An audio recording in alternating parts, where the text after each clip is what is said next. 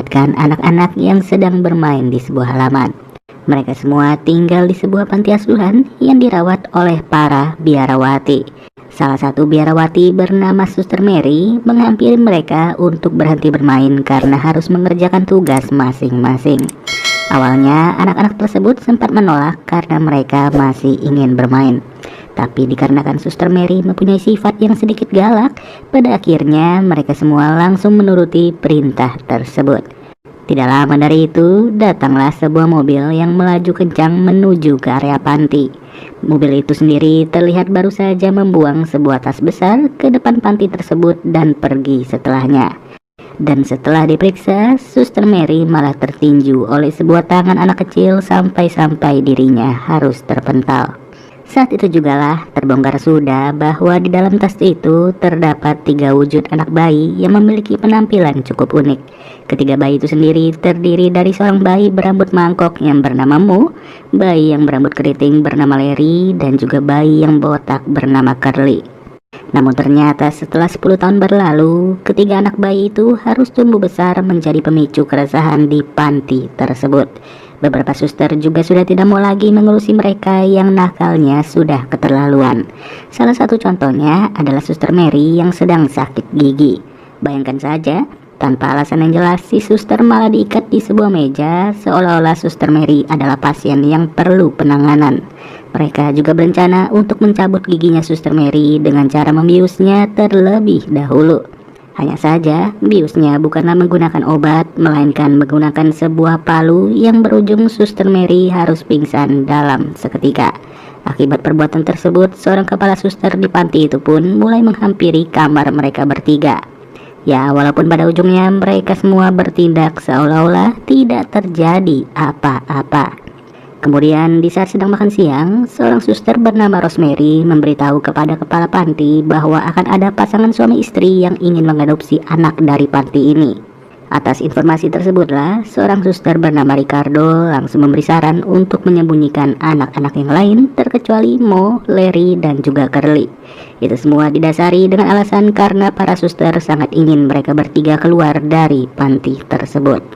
Singkat cerita, pasangan yang dimaksud terlihat sudah tiba di panti asuhan itu. Sepasang kekasih itu terdiri dari seorang pria bernama Tuan Heather dan juga seorang perempuan bernama Nyonya Heather. Tiba-tiba muncul seorang anak lain yang bernama Teddy. Ya, mau gak mau, para suster pun pada akhirnya harus mengakui bahwa saat ini terdapat 4 orang anak. Yang tidak perlu waktu lama, keluarga Heather langsung memilihmu untuk mereka adopsi pada saat itu. Dan di saat Mo sudah dibawa pulang, keluarga Heather ingin menetapkan hari tersebut sebagai hari ulang tahun bagi Mo seorang. Mereka meminta Mo untuk menyebutkan apapun yang sekiranya ingin dijadikan sebagai hadiah. Atas kesempatan inilah Mo langsung berkata kalau ia ingin kembali lagi ke panti demi membawa kedua saudaranya alias Larry dan juga Curly. Tapi setelah kembali ke panti, keluarga Heather ternyata tidak ingin menuruti permintaannya Mo, melainkan mereka lebih memilih Teddy untuk diadopsi menjadi anak pertama. 25 tahun berlalu, mereka diberi tugas oleh Suster Mary untuk memperbaiki sebuah lonceng. Namun entah kenapa, pekerjaan mereka sampai saat ini tidaklah kunjung selesai. Dan di saat Suster Mary menghampiri mereka ke dalam gudang, ternyata selama ini suara yang membuat seolah-olah mereka sedang sibuk hanyalah berasal dari sebuah tape recorder. Sedangkan mereka bertiga malah asik-asikan tidur di waktu kerja kayak begini. Suster Mary yang dibuat jengkel langsung membangunkan mereka dengan menjatuhkan tempat tidurnya. Mereka bertiga juga diminta untuk segera menyelesaikan tugasnya masing-masing. Tidak lama, panti asuhan mereka kedatangan seorang pendeta yang bernama Redleaf. Pendeta itu ingin bertemu dengan kepala panti untuk segera membicarakan suatu hal penting yang tidak diketahui apa maksudnya. Usut punya usut, ternyata si pendeta berniat untuk segera menyita panti asuhan ini karena sudah terlalu banyak hutang yang menumpuk. Di saat itu jugalah terlihat kalau Curly baru saja datang sambil membawa gergaji mesin yang masih menyala. Bukannya dimatiin, dia malah ribet sendiri kayak seorang anak kecil yang gak tahu harus ngapain. Alhasil, dengan ide cemerlangnya, Curly sengaja mengikat gergaji itu hanya dengan seutas tali. Dan berujung ketika ia sedang menaiki tangga, tanpa disadari gergaji tersebut mulai memotong satu persatu anak tangga. Tidak cukup di situ, kali ini Suster Mary pun harus menjadi sasaran lagi dari keusilan ketiga anak tersebut. Sampai-sampai Suster Mary harus terkena sebuah lonceng besar yang benar-benar menimpa dirinya. Melihat suster yang pingsan, mereka langsung berniat turun untuk membantu pada saat itu. Tapi tidak lagi, setelah tangga tersebut sudah cukup terbelah menjadi dua dan mereka harus terjun serta menimpa si Suster Mary. Akhirnya mereka diberitahu kalau panti asuhan itu akan ditutup karena banyaknya hutang yang sudah menumpuk.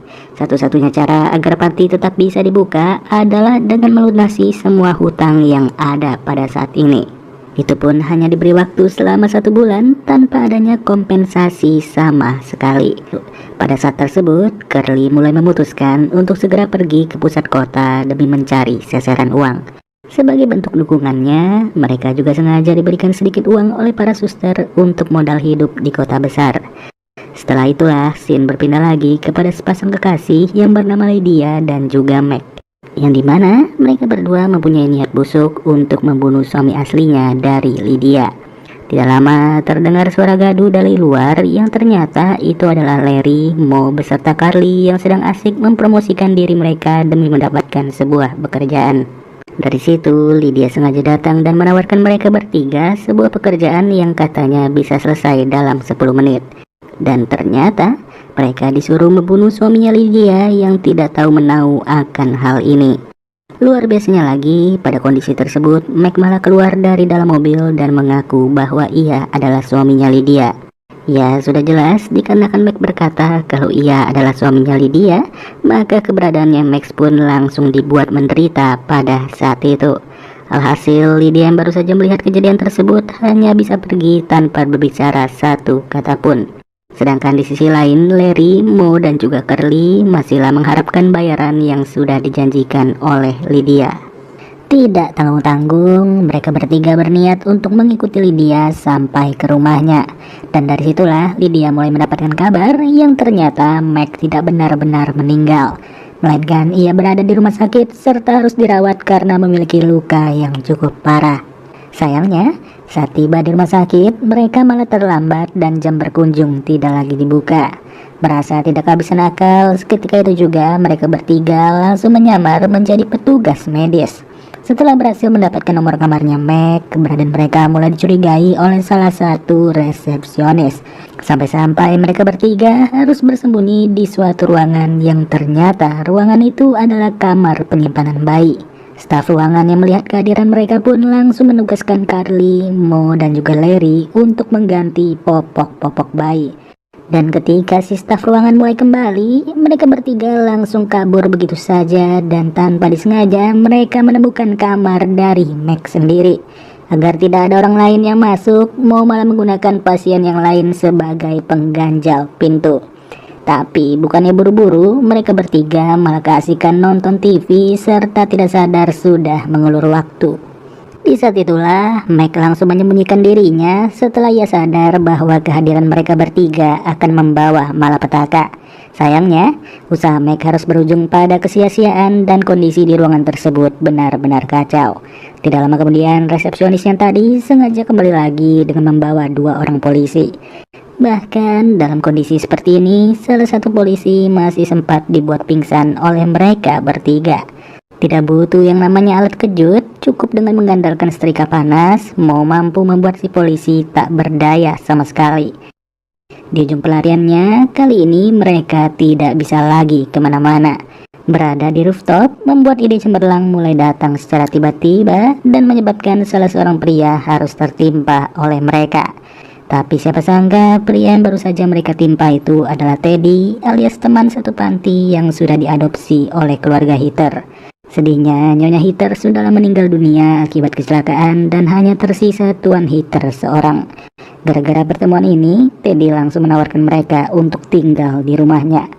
Namun, ajakan itu malah ditolak oleh Mo dikarenakan ia ingat kalau para suster sempat memberikan mereka sedikit uang. Di sisi lain, fakta baru pun kembali terkuak setelah Teddy menjumpai istrinya yang ternyata adalah Lydia. Tentu saja, Teddy juga gak sadar kalau istrinya itu sempat dibikin puyeng oleh Larry, Mo, maupun Curly. Singkat waktu, Dengan modal yang ada, mereka bertiga sengaja membuka usaha baru yang berkaitan dengan ikan salmon. Tapi hebatnya, ikan-ikan tersebut justru malah ditanam serta disirami layaknya tumbuhan.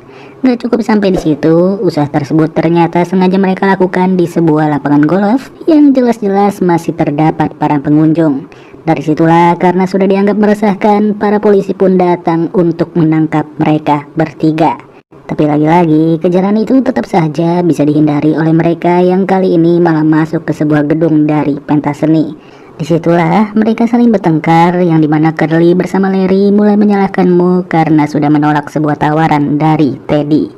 Hebatnya, setelah Mo ditinggal sendirian, ia malah mendapatkan apresiasi dari para juri yang sudah berada sejak pertengkaran tadi. Para juri itu menganggap kalau pertengkaran tersebut adalah sebuah pertunjukan drama komedi yang sangat-sangat memukau bagi para penonton. Ya, tidak ada yang menyangka, gara-gara hal itulah Mo mulai direkrut menjadi salah satu pemeran di dalam sebuah acara reality show terkenal. Ketenaran Mo juga secara tidak langsung dilihat oleh Lydia yang sedang menonton TV di dalam kamar. Begitupun dengan Larry dan Curly yang tidak sengaja melihat penampilan Mo di acara TV tersebut serta membuat mereka terheran-heran.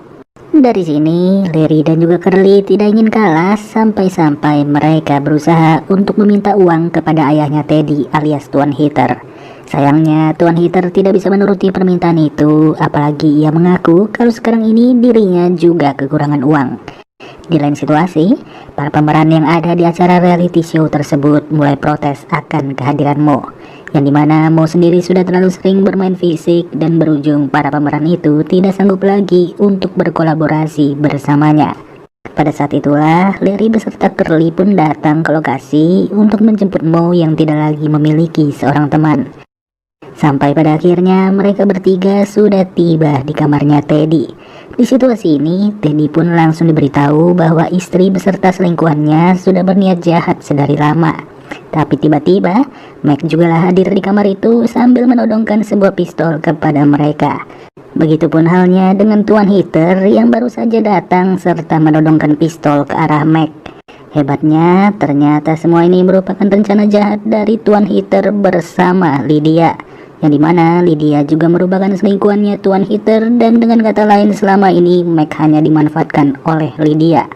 Lalu ayahnya Teddy bilang kalau ia bisa kaya karena sudah menikahi seorang pengacara yang tidak lain tidak bukan orang itu adalah Nyonya Heater. Namun dikarenakan harta warisan Nyonya Heater sudah diberikan semua kepada Teddy, maka ia pun mempunyai hasrat untuk menguasai seluruh harta milik Teddy. Beruntung, entah bagaimana ceritanya, secara tiba-tiba Curly mengeluarkan seekor tikus dari dalam jasnya. Gara-gara hal tersebut, Mac langsung kehilangan kendali sampai-sampai mobil itu harus tercebur ke dalam danau. Saat berhasil keluar dari dalam mobil, ternyata para polisi sudah menunggu untuk menangkap Lydia beserta ayahnya Teddy yang dianggap sudah merencanakan sebuah pembunuhan.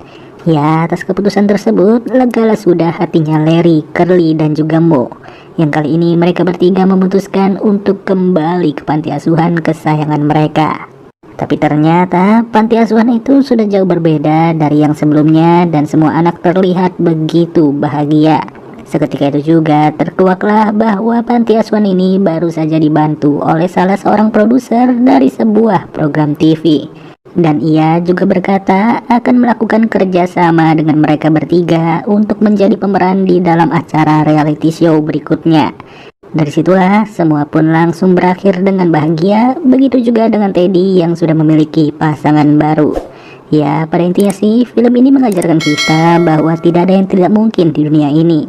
Mau seberapa besar kekurangan kita, pasti di situ akan ada jalan apabila semuanya diawali dengan usaha dan juga doa. Oke deh guys, mungkin segini aja pembahasan alur cerita dari film The Three Stooges 2012. Sampai bertemu lagi di video berikutnya. Gua Nani cabut dulu. Dadah.